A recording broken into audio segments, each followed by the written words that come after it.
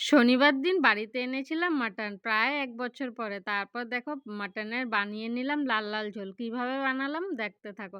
তো এখানে দেখো মাটনটাকে আমি ভালো করে পরিষ্কার করে তারপরে এখানে টক দই, নুন, হলুদ, জিরে বাটা, আদা বাটা, কাঁচা লঙ্কা বাটা, রসুন বাটা আর সরিষার তেল দিয়ে সবকিছু দিয়ে ম্যারিনেট করে রেখে দিয়েছি। আর এখানে আলুটাও আমি কেটে নিয়েছি। কারণ চিকেন বলো আর মাটন বলো আলু ছাড়া কিন্তু একদমই ভালো লাগে না, তাই না? তারপর এখানে আমি তেলের মধ্যে জিরে আর তেজপাতা ফোড়ন দিয়ে এখানে পেঁয়াজ রসুনটাকে একটু হালকা করে ভেজে নেব।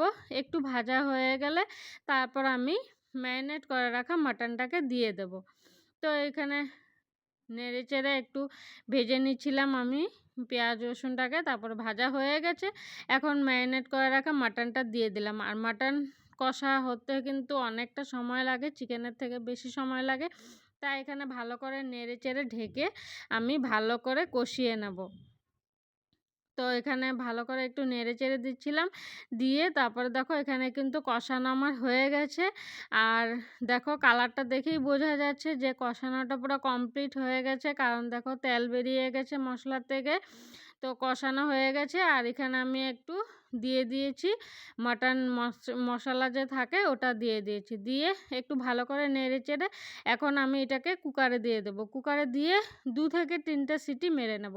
তাহলে মাটনটা বেশ নরম হয়ে যাবে আর খেতেও কিন্তু দুর্দান্ত লাগে। তো আমি তো এভাবেই বানাই। তো দেখো আমার মাটনের লাল, লাল ঝোল একদম রেডি। নামানোর সময় একটু দিয়ে দিয়েছিলাম এলাচ গুঁড়ো। তো আজকের ভিডিওটা কেমন লাগলো তোমাদের? অবশ্যই কমেন্ট করে জানিও।